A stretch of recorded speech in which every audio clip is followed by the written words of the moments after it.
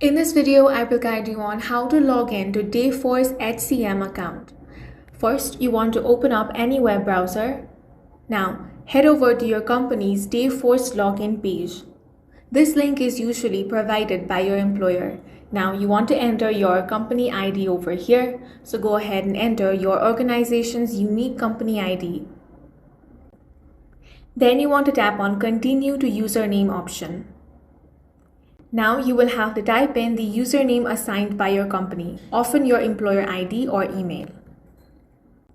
Then you want to tap on the Continue to Password option. If you have forgotten your username, you can simply tap on the Forgot Username option or select Use a different company ID option over here.